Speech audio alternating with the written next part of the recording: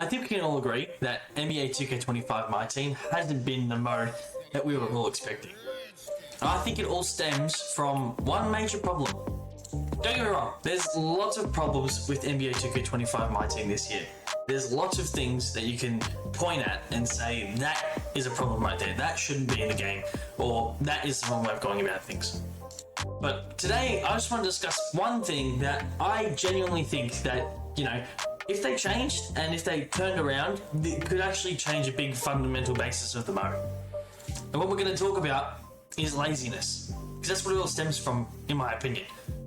Now, it also stems from, trying to make as much money as possible on the game and from its consumers, which, isn't great and is arguably a big problem. But, in my opinion, something that's killed the content of this entire game is the fact that 2K are just completely lazy this year. What's going on, everybody? My name is Dom, aka Pixel, and today, like I said, we're going to be discussing one of the biggest problems in NBA 2K25 My Team, and that is laziness.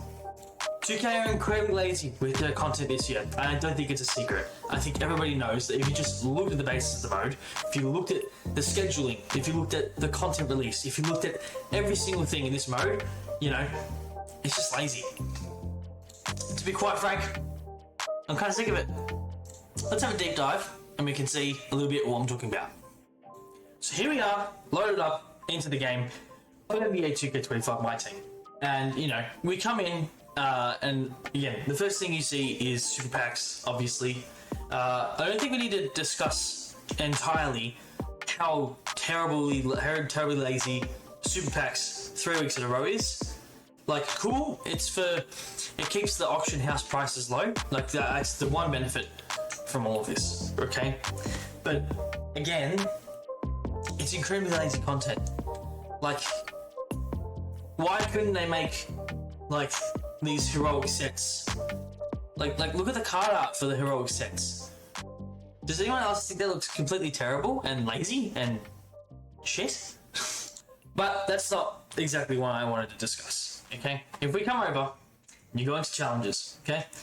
The new weekly challenge for this year, okay? Not this year, this week, okay? Is the NBA flashback, okay?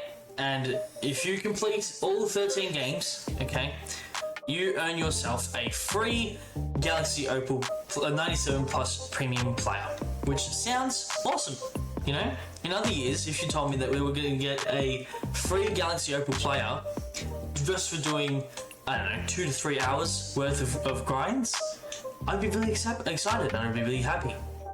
But not this year. This year, it's sort of disappointing. Now again, don't get me wrong. On a baseline level, this is good content. This is good. A decent grind, 13 games. It doesn't seem that hard.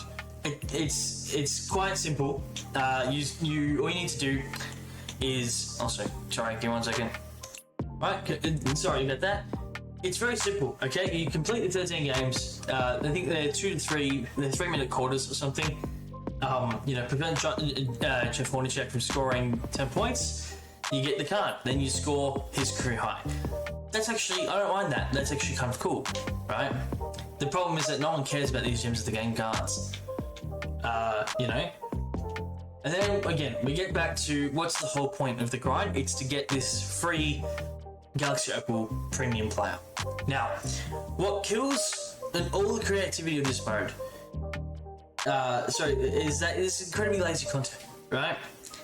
In previous years, there would be times where we would be seeing grinds for specific reward cards. Let me show you what I mean. So this is just an example of what I'm talking about, okay? In Season 1 of 2K23, we saw challenges, weekly challenges, to get these takeover rewards. Now, I'm not saying this is the greatest example of even what I'm talking about, okay? Some of these cards were really hard to obtain. The grinds for them were, kind of ridiculous. I remember Andre Iguodala and Donovan Mitchell especially were incredibly difficult grinds to actually do and accomplish. However, in saying that, it was unique content and something that we could at least get every week and grind for. That, you didn't have to do it. It was optional, you know what I mean? Didn't have to go out and get yourself these cards, right? But Like, if for all the money spent players, you know what I mean? Like, was it worth your time to go and grind this Donovan Mitchell? Probably not. It probably wasn't. But if you're a no money spent player, is it worth your time? 100%. If the season 1 card, you had 93 speed, 89 3 ball, 90 driving dunk, 88 perimeter defense, 88 steal, 90 lateral quickness, and half quick first step. Limitless takeoff as well. Like, 88 ball handle, 93 speed with ball. Like, this card, if you ask me, was 100% worth going for if you were a no money spent player in season 1. Now, again, I'm not saying that, you know, this is what is, you know, like the grind for this card is what's missing inherently, okay?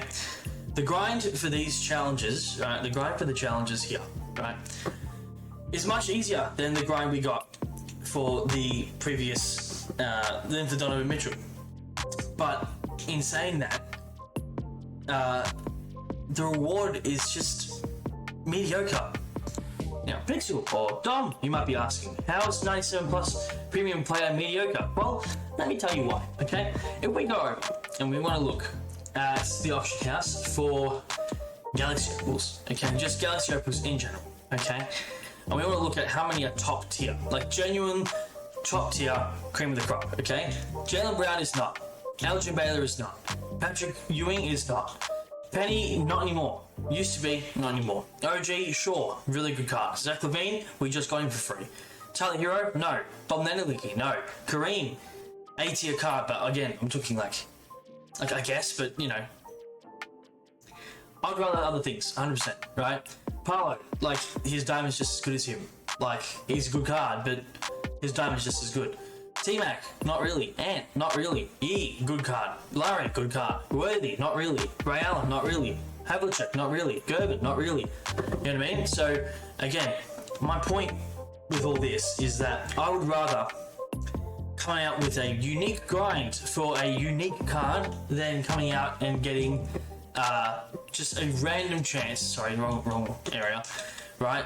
Coming out with challenges for a random chance at a random card. That's what it is at the end of the day. It's randomness. It's luck.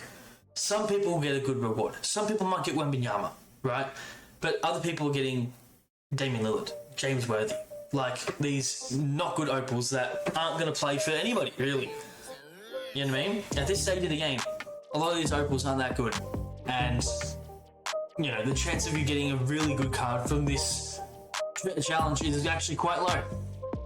Again, it all comes back to laziness. This entire game is incredibly lazy with its content. Again, super packs for 3 weeks in a row, and that seems to be the rest of the plan for this season. Like, are you telling me we can't come up with anything better? Does everybody remember in 2K21 when we got the Age of Heroes season from 2K, and we got 2 sets of really decent cards and fun cards to go and get, honestly, right? We had season 5, we had the modern age, again, a bunch of modern NBA players that you could go and get. I'm pretty sure, I can't remember if these were the grindable ones or if the old ones were. I gotta look. The golden age ones were. I think these ones were definitely not the grindable ones. But you could go and get and do something fun and have this all become one awesome mural, and again, lock in for. Now I know that the coach isn't inherently the best reward either, but it's at least unique content and something that we can all strive for. And what have we got this season, in season 5, the heroic season this season? And what do we have this year? We have this. We have this bland, boring heroic set. No cool card art, like nothing. It's just, I feel nothing when I look at this page. You know what I mean? Like, I have DeRozan. DeRozan is one of my favorite players in the NBA. That's why I have him. But if he wasn't one of my favorite players, I wouldn't go out my way to get him. You know? So, like, again, like, it's just the lack of creativity, the lack of, you know, trying to impress the fan base once again, trying to impress the community. You know what I mean? Like, there's nothing that they're doing to, you know, outdo themselves. You know, prove us wrong. You know, show us out that, you know, we're all calling 2K lazy. We all think that their content is terrible this year overall. There's been some decent moments, like the All-Star event, peak of the year, 100%. But how have they come off the peak of the year with an incredibly lazy season? Like, you know, what do we have so far? We have the unlimited set and 100 overalls, you know, I guess.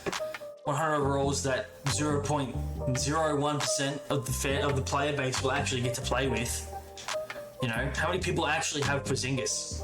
How many people play the game, and how many people actually have Porzingis? I guarantee you it's not high in the slightest. How many people have Michael Jordan?